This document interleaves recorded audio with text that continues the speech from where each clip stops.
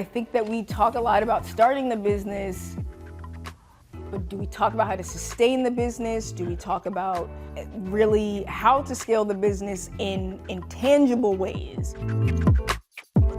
I'd rather be doing this than working in corporate doing it for somebody else. It is so much more fun and fulfilling and gratifying to do this for myself.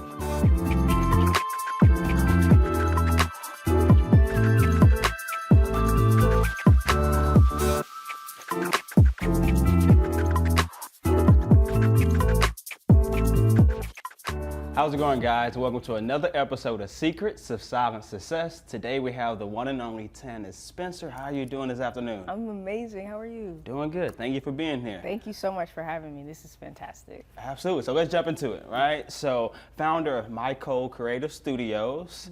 Tell me, how did that start? So I started Micole in 2019 after 10 years in corporate America, just kind of grinding it out, paying my dues, doing everything that I needed to do to kind of really learn as much as I could in the game. And I decided at one point, I was like, I feel like I've learned all I'm going to learn in this setting, in this environment. And I think that I have a unique voice and a unique perspective to offer. So why don't I bet on myself and really get out of this rat race? It was really important for me from a mental health perspective to also kind of get out of corporate America and give myself some time to breathe.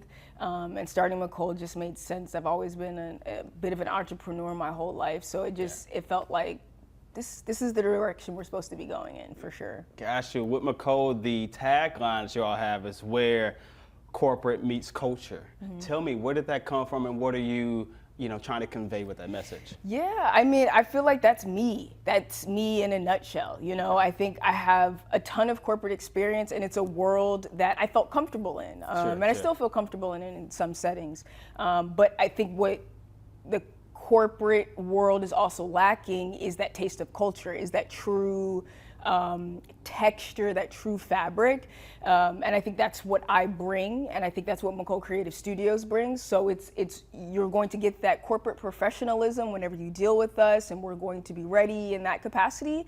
But you're also going to get a taste of the culture with us as well. You're going to get that authenticity, that realness. And so when those two things come together, it's a really special combination of things. So. Yeah, you talk about that realness and that authenticity. I can imagine when you're working with those bigger brands, it may be hard to have that authentic voice, right? So tell me, how do you navigate that? You've done stuff with Apple, with Footlocker, and you really are focusing on culture when you're doing those projects. How do you keep that authentic voice? I think that I try to stay true to myself, obviously, and I try to think about things from a consumer perspective, and I think about things from my own perspective. I am the consumer of most of the things that I'm also creating, which is a great benefit to me. Having that duality, understanding how things have to be done from a corporate side, and sure, we want to make this for them, but we also have brand messaging that we have to get across, and we also have certain metrics and KPIs that we want to hit with certain things. So having that understanding, but also being like, but how are people going to feel when they hear your brand messaging, and how can we make them understand that? I think that's a special skill to have, and it's a bit of an intangible, I think.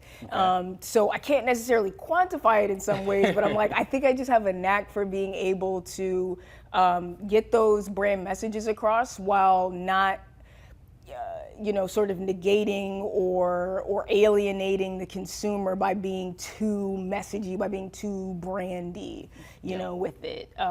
So there's a fine line, and I think there's some, I see stuff all the time where I'm like, wow, that is like, all sorts of commercials and pieces of content.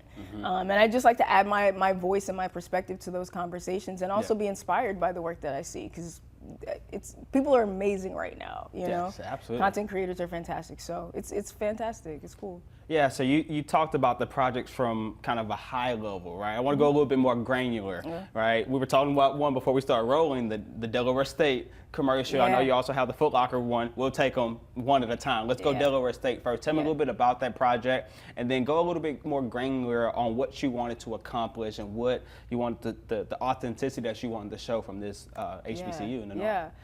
So the Footlocker Dell State project, it was actually Footlocker was the client, and they have a new initiative called LEAD, and it's leading economic.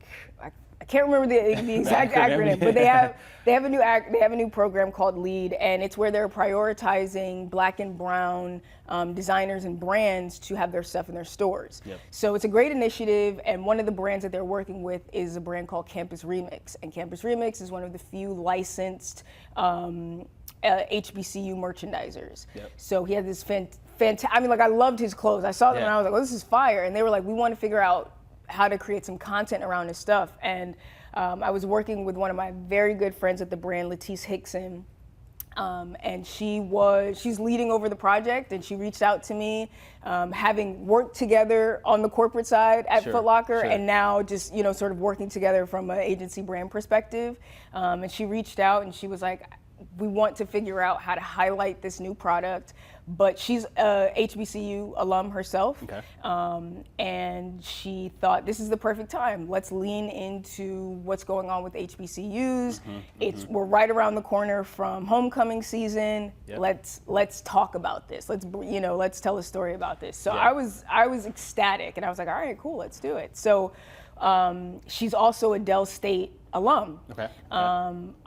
We're both from New Jersey, so we have this special Jersey connection, and we were talking about all the schools that we could do. We wanted to go to 1 million schools, but then you also have the parameters of a production, so you gotta things started here, right? You know, things started here, and then we whittled it down to, okay, let's spend a week at Delaware State University, and we got to work with these fantastic students, like 3 amazing students, and we also worked very closely with the owner of Campus Remix. And we spent about a week on school throughout homecoming, and we spent several days with each of the students sort of filming their lives, and we were really intentional about the students we got because we wanted to show the range of the homecoming experience depending on what you're involved in. So we got a chance to work with Mr. DSU. He is the face of the student body. He represents, you know, who the male student is for them. And as someone who went to a PWI, I went to American University. I am a part of a Black Greek letter org, but the HBCU experience, different. Outside of, you know, visiting Howard occasionally for activities or going to homecoming, I didn't necessarily have a perspective on it. I knew that it was important to the culture and important to us, and you know, in many ways, it's fundamental to who, you know, a lot of Black culture is.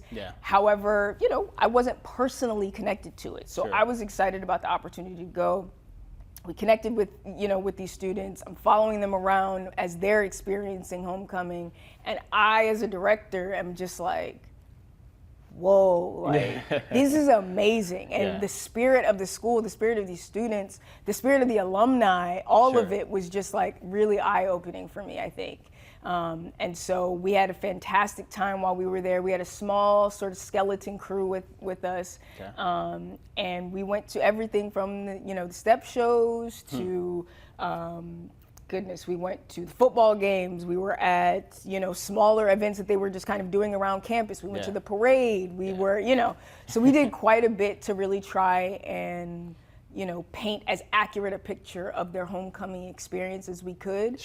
And working closely with the school and the administration as well to make sure that we got the message across. We got across what we wanted to. And again, working closely with Footlocker and Latice in particular to make sure that we told the story of her school was really important to me. So I think we did a good job on that project. You did a great job on the project. It's one of my favorites. It really is. Those kids really had an impact on me. It was beautifully shot as well. Which we'll talk about the crew and the creative side. He's my man. He's awesome. But it was really great to. I'm a little bit more than 10 years removed from college, you know. So it was cool to kind of go back on a college campus and feel that energy from the students, feel the excitement. They were excited to be with us, to see us film them. How are you guys doing this? And learning about our equipment and learning about how we're going to put this all together. One of the students that we were profiling is a communication student, and she wants to get into film and all this stuff. So she was just like, how do we do this? And she took us to their studio on campus, and she's like, this is what we're doing. And I'm like, sis, this is amazing. Like, I wasn't even doing this in college, you know? Absolutely. I didn't pick up a lot of the on-set experience I have until I was in the professional world, you know? So it was great to just see the enthusiasm of these young people and the respect that they had, and just I felt like I was at home. It was great.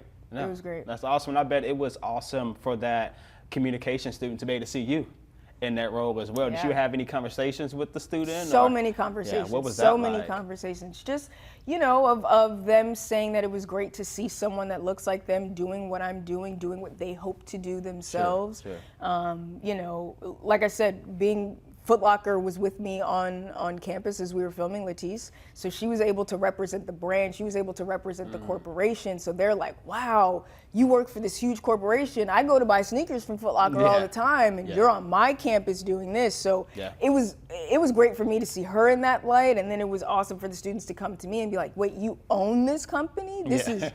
all this is you, like these lights, these people are here, you're doing this? And I'm like, absolutely. Yeah. You can do it too if you want. Like, this is how it works. And there was lots of, how can I intern for you? How can I do this for you? You know, so that was also really cool too, because for me, it just felt like it reinforced my purpose a bit. You know, I don't think I necessarily started it with that in mind. But I would be lying if I didn't say representation is so incredibly significant. So I understand what seeing me could feel like for someone like them, because that's how I feel when I see other Black women or Black men in positions that I'm like, I love that. I hope I can do something like that. Yeah, you have a quote when you talk about, as a Black woman, it's very few of you all on set. I'm on set a lot too. There's not very many Black women. I just completed a project for the Texas Women's Foundation, and it was my goal to get a Black woman director for that project. I'll produce it, but I'm not touching the directing of that project. I want a Black woman to do it. What has your experience been like on sets as the only Black woman? I've had good experiences on set. I'll say I've been put in positions where my opinion is trusted, valued, and needed. And I also am a big believer, like I said, in paying my dues. So I feel like I deserve to be here. And I know what I'm talking about. So you're gonna have to listen to me at some point, you know?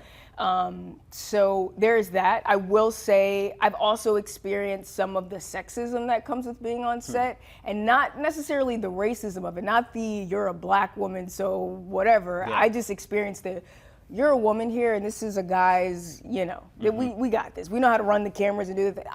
That's fine. But you don't have this. You know what I mean? And so I will occasionally experience I'll just be looked over, and it'll be like, I know you're important, but can I get his opinion real quick? Do you think that's what we should do? You know?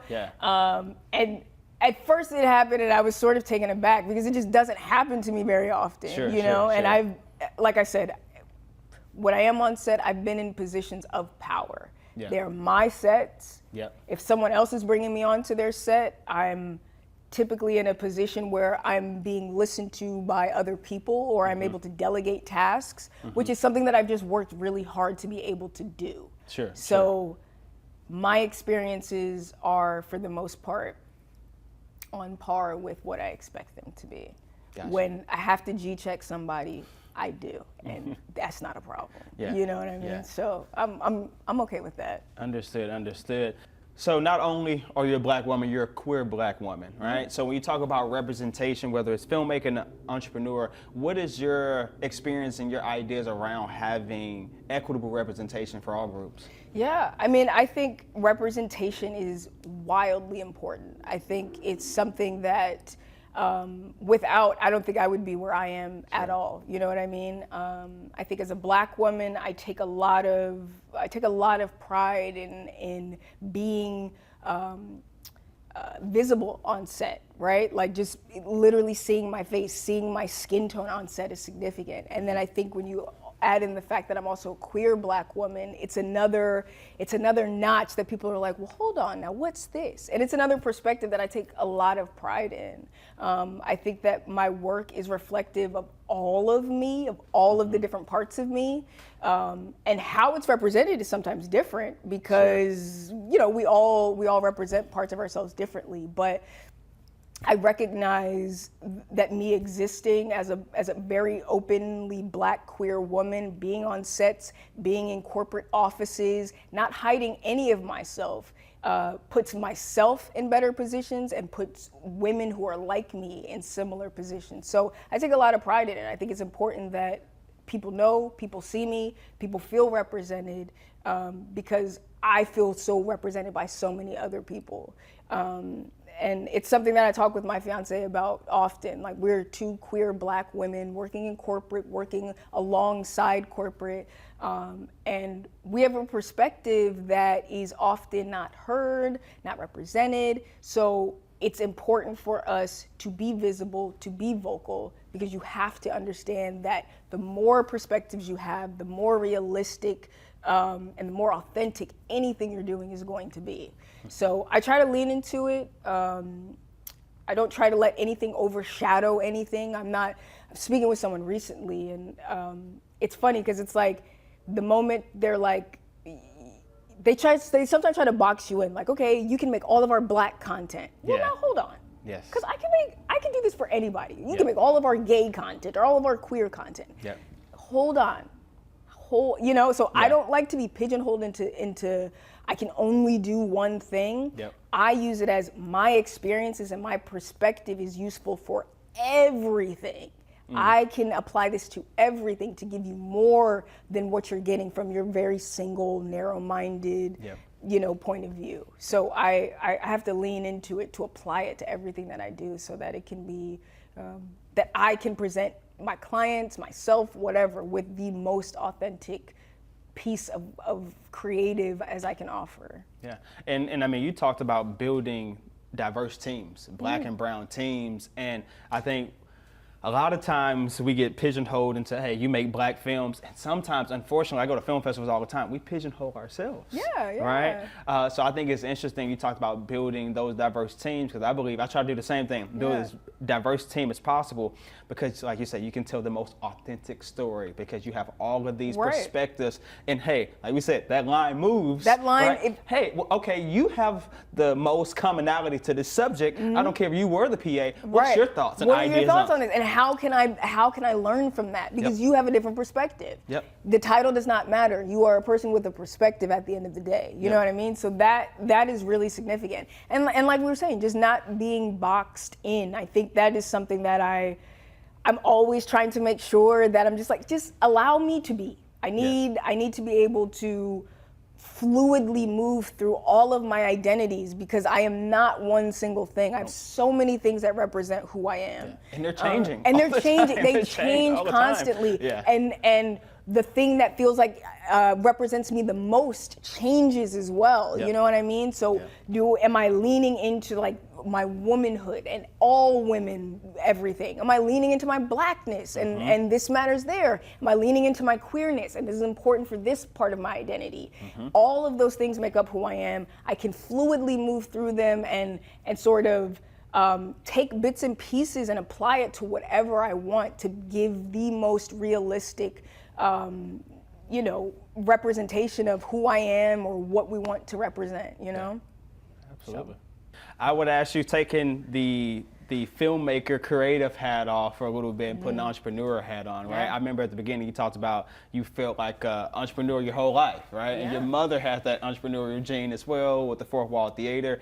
Tell me about the fact that, hey, I feel like I've always been an entrepreneur, and you know, has mom gave you some tips and tricks here and there? How is that going? I mean, my mom is my biggest inspiration, without a doubt.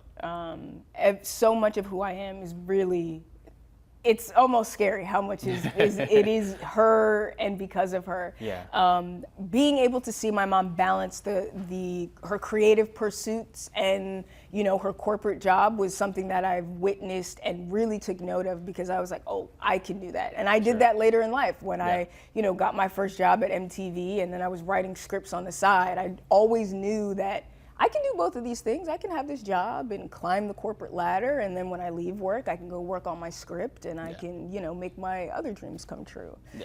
So I always witnessed her doing that, and I loved it, and I always admired her. She was committed to her creative pursuits. She never let it. And I think that's something that happens to us all too often. Is like you feel like you can't. I don't have time. I can't work this job and own a business or make my dream come true. And I'm just like, I've seen my mom do it. I 100%. You have to give up certain things. You do have to sacrifice, you know. But I've always admired those sacrifices. I've always been like, you've been a great present parent, but you've also pursued your dreams. And so as someone who's growing up, about to get married, wants to have kids one day, I'm like, okay, this is good. I know that I can do those things. I know that I can have a family, and I can also continue to be a creative and run my business. I learned all of that, you know, from her. So that's shout out to mom. Shout out to mom. She's special. Shout out to mom. So we talked about those experiences as a Black woman on set, but you're also a Black woman entrepreneur, which is a totally different ballgame, whether you're talking about dealing with clients, you're talking about getting funding. What has your experience been like as a Black woman entrepreneur? I think I am still growing and learning what it is like to be an entrepreneur. I think as I'm in this stage of really trying to scale my business and really being intentional and really trying to do and go in the right direction with things, I'm learning and I'm experiencing more of those challenges. I think my biggest challenge now is the idea of capital, is the idea of having the money to do all of the ideas, you know? I don't think we talk about that enough. I think that we talk a lot about starting the business, but do we talk about how to sustain the business? Do we talk about really how to scale the business in tangible ways? I think we see a lot on Instagram, and that's cool, but nobody is talking about the back end stuff. How are we setting up systems? How are we setting up processes? How are we making sure that the bills are paid? How can I keep you on this team because you're a valued employee and give you a good salary or give you a good rate while also having to figure out how to bring in new clientele and how to do lead generation and things like that. So that's the world that I live in, you know what I mean? And I'm like, I'm laughing in irony. You know, because I'm like, this is the non-creative, least sexy stuff that doesn't go on Instagram. And that's the world that I'm currently living in, you know, it's, you know how it goes. So let's talk about that. That is not in the show notes whatsoever, but you brought it up, so let's talk about it. Let's talk about it. When it comes to, you said funding. You said nobody talks about funding, so we're gonna talk about funding, right? When you say funding, are you thinking about from a macro perspective in terms of funding the entire company, or are you talking about from a micro perspective funding projects? So I know macro, macro. Funding the company. I think, and so from an agency perspective, right, we get paid, how our company is set up is we have verticals, right? We have our agency vertical, and that's where most of the business is happening right now. That's where we get our biggest income, our biggest revenue. And then we have an in-house portion of the company, which is where we create our own original content. And then we're starting a new vertical called the Community Engagement Franchise, which is where we'll prioritize more community-focused projects, giving back to those around us. So a very big focus right now is on the agency aspect, and that is working with clients, that is being given specific projects and specific budgets to do their vision, to create what they want. And then we take a percentage of that, and that is to sustain the company, to pay me, to pay the employees. That. So there's that. And that's only so sustainable. And then I also find myself in the business of I create for everyone else, but I'm not creating for myself.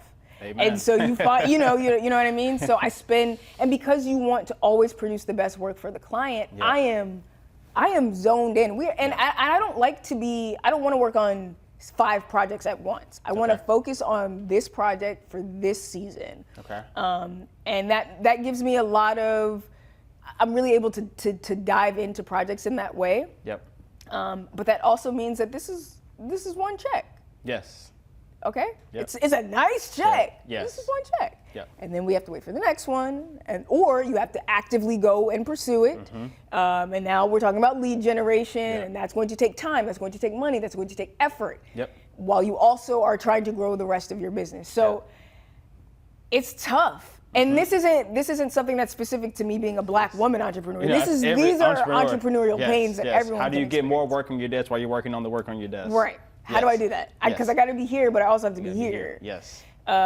So I don't know. It's a challenge, and it's cool because my fiance is also an entrepreneur, so it's great. So we can talk about this together, and we're like, so this is what you're experiencing in your season, and I'm like, man, okay, cool. So I got it. What did you have to?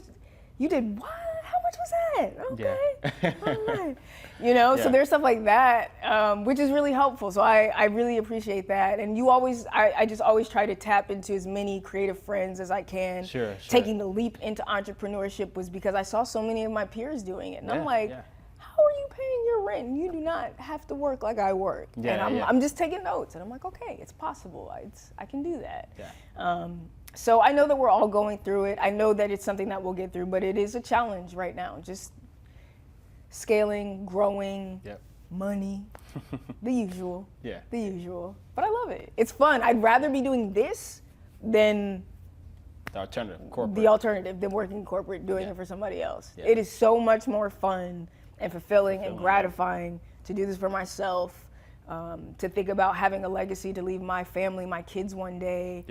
You know, something that means something. So I would always rather be doing this. You know? So let's talk about those verticals really quick. We'll talk about the agency ones first. You say, hey, that's how you're paying the bills right now. Right. One thing I want to talk about is the transition. So you worked in corporate Footlocker, and now Footlocker is one of your clients as an entrepreneur. Tell me a little bit about that transition. Right. So it was a really good transition, I'll say. I think at that point in my career, this was late 2019. I had learned a lot, and I was kind of on the agency side of the, let's say within the company, we're kind of like our own in-house agency. And so we were working on a lot of the creative products, a lot of the creative direction for the products that were coming out. And that's what I was tasked with on the corporate side. I was doing a lot of what I'm doing now. And I had to take a step back for a moment because I felt like I was working a lot. And it's just, it's the nature of the game. It's the nature of the business, especially content and content creation. It's always on, you know? And so I was working a lot, and I was like, okay, I gotta figure out something. I gotta figure out how to pivot because this isn't completely conducive to my mental health anymore. You know. But I love what I'm doing, and I love the people that I'm with. But I also think after working with so many agencies from the corporate side, I've also picked up a lot. And so being at Footlocker, being at MTV before then, and having a chance to see and learn so much from that side, I had a better understanding of what it was like being an agency and what I was willing to deal with and what I wasn't willing to deal with.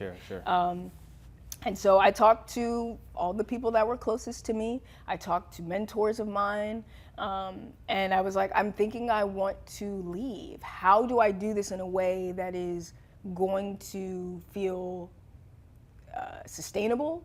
That's also, I'm the type of person that like really needs stability. I need to know that I can pay my bills. That's not entrepreneurship. That is not entrepreneurship. And the way my anxiety is set up, you would think I would have thought about that beforehand. But I knew I needed that stability in the long run. And so I was like, okay, how can I do this? I've learned a lot. I've peeped a lot. I got to bring it all together. So I was able to go to them and sort of very reasonably tell them what was happening with me and what I wanted to do. And because I had such a great relationship with everyone, it was kind of like, we don't have to stop working together. I just have to stop working here. You know? How can we continue this? you guys can hire me. I can continue doing what I'm doing, because a lot of what I was doing on their side was I was a producer. Yeah. Come up with the idea, hire the crew, Yeah. do the thing, blah, blah, blah. Just 1099 instead of W-2. Absolutely. That's it. Yeah. Yeah. I know all these people. These were my contacts anyway. Yeah. Yeah. I can do this. Yeah. And so in a lot of ways, like some people say they have an intention when they start. I didn't have a complete, I'm going to build an agency company and I want to do, I didn't even know that it was going to be called an agency, or was going to do agency things. I just knew I was going to have clients. Okay. You know what I mean? So like, it wasn't as thought out as maybe it is for some people. I just knew that I had to make a change, but that I also had to continue to pay my bills. So let's think fast, and let's think efficiently. Yeah. Yeah. And so that's kind of what led us there. And I was able to, like I said, leverage the working relationship that I had with them, leverage the good work that I was doing as an employee, to be like, hey, let's continue this, but from a different angle. Yeah. And I know who I need to talk to. I know how corporate works. I know who the players are. Yeah. I can take this formula Yeah. and replicate that. Yeah. And so that's kind of what I've been able to do, to leverage a lot of the relationships that I've had in corporate, working with friends, working with, peers, who've been able to see my work throughout the years and really have like leaned into believing in me and what my company is capable of doing. So we've had some success there. Awesome. A couple of things. You talked about that agency side, right? That's how you're paying the bills. I would ask you, what advice do you have for another potential creative agency that's in video production, film work, in two fronts, right? The first front is, how can they find clients of your status? You got Gymshark, Apple, Footlocker, right? How are they going to be able to get relationships to be able to get clients of that status, number one? And then number two, you talk about shooting projects on Aries. How do you get the budget to be able to facilitate bringing your creative ideas to life? Because as you say, hey, you can have all the creative ideas. If you don't have the resources to bring it to life, then it doesn't happen. So that'll be kind of my two-part question. I mean, I think proof of concept is really important. Like I said, you're going to leverage what you can leverage. Whatever resources that you have, whether you know it's a resource or not, that's one of the first things, is being able to identify what's a resources and what you can use to your advantage. For me, my resources were living in New York for the last 10 or so years and building up a very vast network of friends. And then also having that corporate knowledge, again, of just kind of how it works. So I would say for creatives that are coming up, there's several ways you can do it, because you don't have to be the agency that works with the huge clients and gets those huge budgets. There are lots of smaller agencies who perhaps work with more local businesses, do things of a fantastic scale, but the budgets are a bit smaller. But you're able to do more of them because they're local and the budgets aren't as big. So you're making great money by doing smaller productions for local companies. That is completely a way to go. And it's actually something that I've started talking about doing more of, because I'm like, these huge clients are great, but sometimes I do just want to do smaller projects. Now, in terms of getting the budgets for some of those bigger projects, that I think has come from proof of concept, and that has come from years of proving that I know what to do with the money.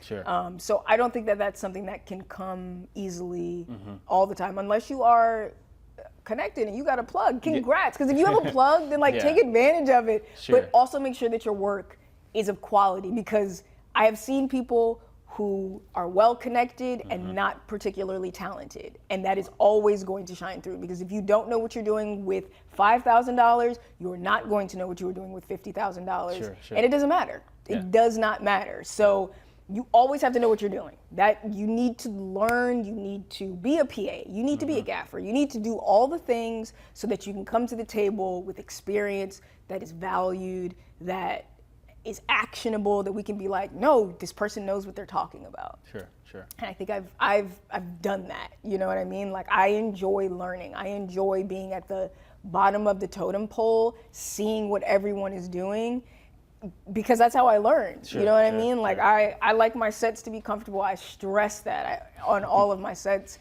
And it's not pretentious. We are here to make the best possible piece of art, you know, that we can, and we all need no egos to do that. So if you could go pick up the trash And then also, if you could stand behind the camera and let's get this framing correctly, that would be great. So that we can just get the job done. Sure, you know? sure. I respect everybody's position and everybody's level, but let's be realistic. The line moves. Yeah. They're talking about below the line. Hey, if my line needs to move and they need to go pick up lunch, I'm gonna go pick up lunch. If I need to pick up the line, you know, that's who I am as a producer, as a director, as an executive producer. I am a team player. I am always going to do whatever I need to do to get the job done. It does not matter what my title is on this production. I think I also learned that from my mom too. She's just let's get it done. Let's get it done. So. Absolutely. And then for a second, let's talk about the second vertical, right? You're talking about creating your own content, your own IP. What steps are you taking to make that come to fruition? Goodness, it's a lot of ideating, it's a lot of writing, it's a lot of just sort of working to, and it's something that we're still developing, right? Sure, of course. So on the back end, it's trying to figure out what voice we want to represent. I love to say that Micole Creative Studios will eventually be like the Black A24. I take a lot of inspiration from Issa Rae and her production company, and you know, the different verticals that she has and what she's been able to build. I absolutely love and adore what she's done, and I take a lot of inspiration from it.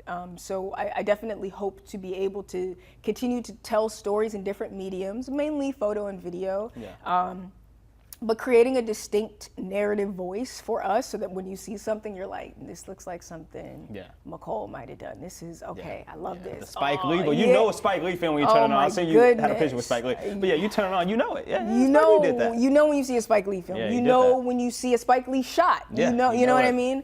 And so to create that kind of signature look, and tone and feel is something that takes, I absolutely think it takes years to do, and it takes some real practice, but it's something that I hope will be synonymous with my brand one day, and me for sure. So one thing I want to talk about is sourcing a crew, right? Because I feel that there is a little bit of a disconnect through video making and filmmaking. At least that's how I categorize it.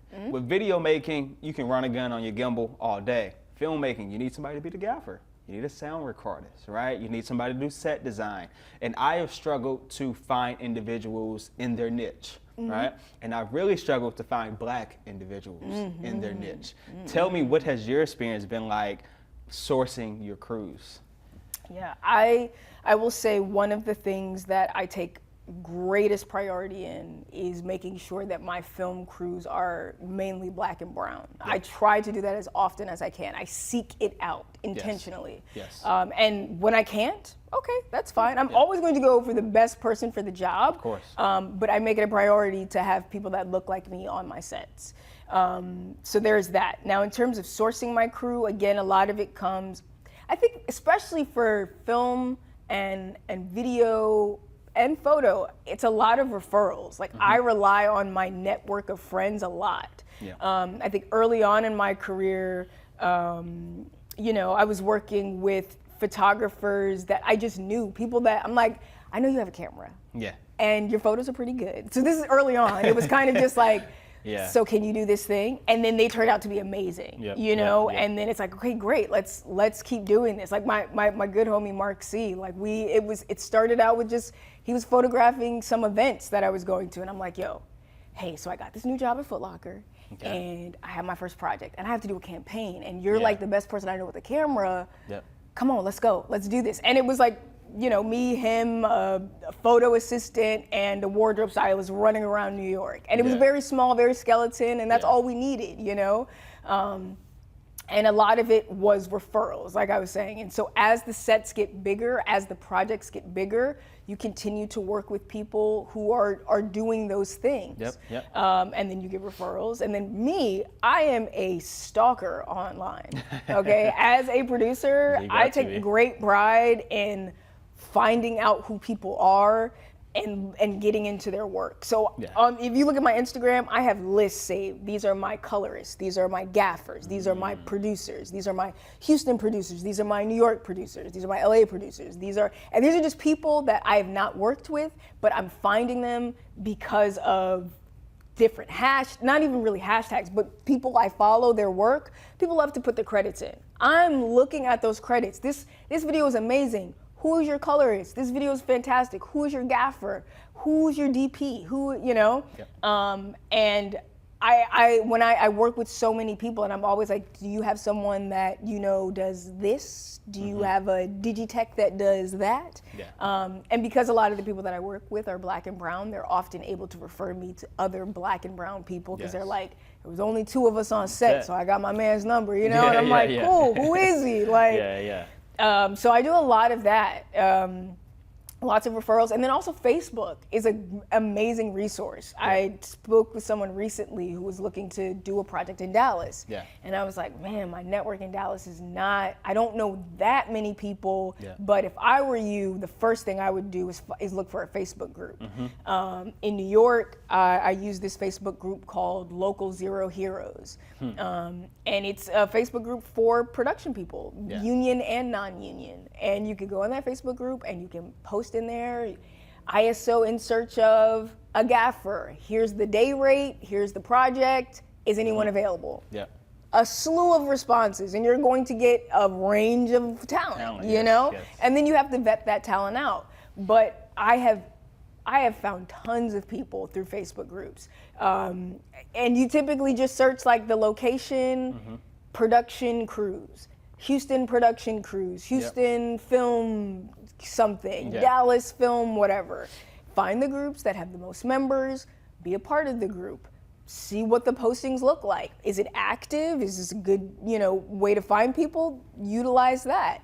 Utilize social media. Find the photographers that you like working with and see who they've listed in the credits for their work. They're typically going to list it because everybody else is trying to get work. Chances are most of the people in the credits are freelance and they're actively looking for work. So you just have to reach out to people, you know what I mean? And there's a number of people who are willing to do things for the low. There are some people who are like, I have representation and you can talk to them and that's fine. You can do that too. But it's not as hard as you might think. You just have to, you got to be a little internet creep. And you have to, you know, kind of go out of your way and talk to people. And do you know someone? Do you know? All about the networking. It is. Last producerist question, right? So I'm not sure, you talk about being a director. I'm sure you've done EP producing, probably even some line producing along the line. Tons. So let me ask you this. Big client comes to give you $50,000 for this project, right? Where do you start to make sure that it's on budget and you give the client what they want, right? So we're thinking about an agency project. How do you divvy that up? So I'll first always establish what are my deliverables, right? What are the final things that I have to give to you? And then let's make sure we establish the quality of what this is. And then we're establishing the quality primarily based off of your budget. That's going to dictate how big we're going, how small we're going, what we need to put most of this money towards. Are we putting it towards production costs, or are we going to spend more money on post-production and really, you know, do something there? So once we kind of nail those things down with the client and we have a clear understanding of what we're doing, then I'll go out to my crew. And I am a Notion addict. I'm not sure if you're familiar with it, but we have a Notion backend, and that is how I keep my productions together, how I keep everything in line. So we'll start a new, you know, Notion template for the production, and it's like, all right, what's our biggest priority? What's the thing that I need the most? And if it's video or if it's photo, depending on that, the first thing I'm going to do is get my shooter. Do I need my photographer? Do I need my whatever, or photographer? If I need a DP, there's a great chance that I'm going to need a gaffer, and there's a great chance that my DP already has a gaffer that they like to work with. So now I'm just building the pieces to the puzzle, and I'm determining, you know, alongside with my creative, you know, DP, how do we execute the vision for this? Like, what do we need to do? And then that becomes a bit more granular conversation. Okay, well, to get that type of shot, to do that, we're gonna need this kind of camera.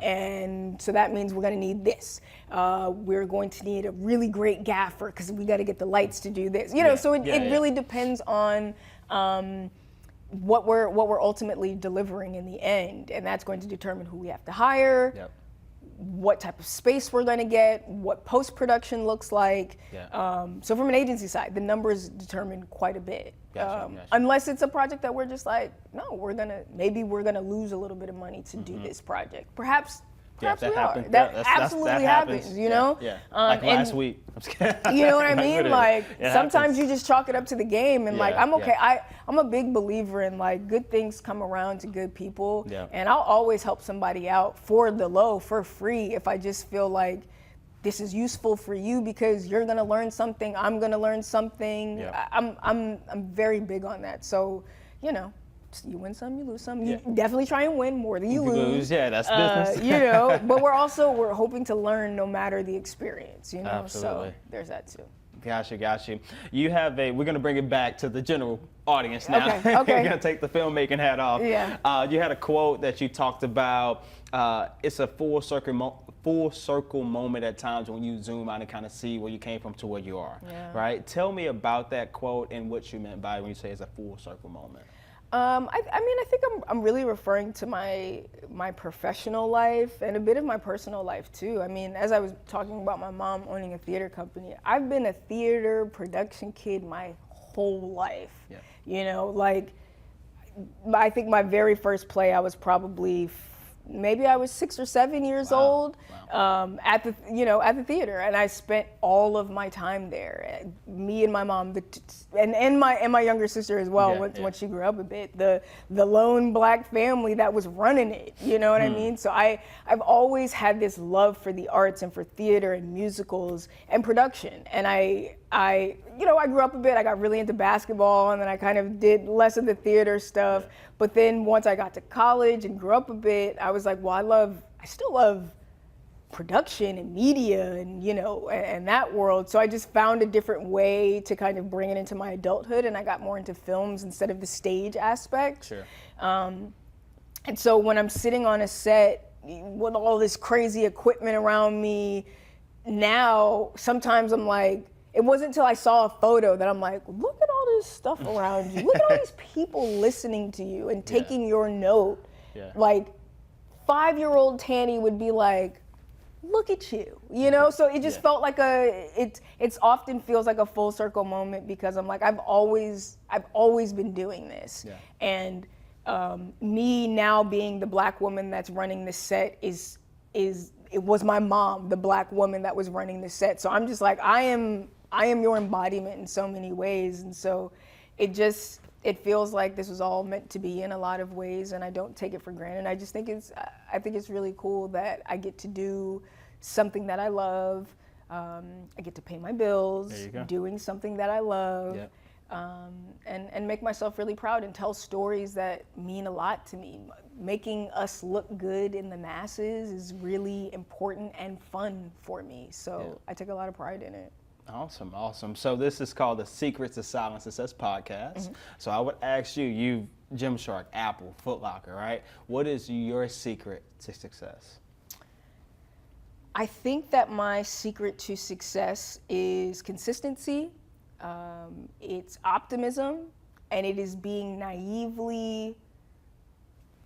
I am almost naive to a crazy point. Why can't I do it? Why not? My naivete serves me so well. You know, obviously you want to learn as much as you can, but not knowing that I can't do something means that it can't stop me. So I'm gonna just keep going until somebody says, hey, you can't do that. Well, why not? How come? I feel like this would be fun. Let's try it out, you know? And that's how I like to live my life. It is let's give it a go and let's see what happens. So that's my secret. You have to keep going, and you have to believe that you can't fail until someone says that you can't. Because even when you fail, you can just try it again. Yep. You know what I mean? Until someone says stop doing that, you can't. You should keep going. You should keep going. Cool.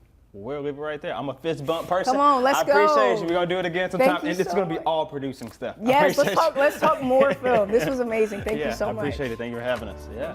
So I appreciate you all for watching this episode of Secrets of Silent Success. Make sure you like and subscribe to the channel. I appreciate your time, and I look forward to seeing you on the next one.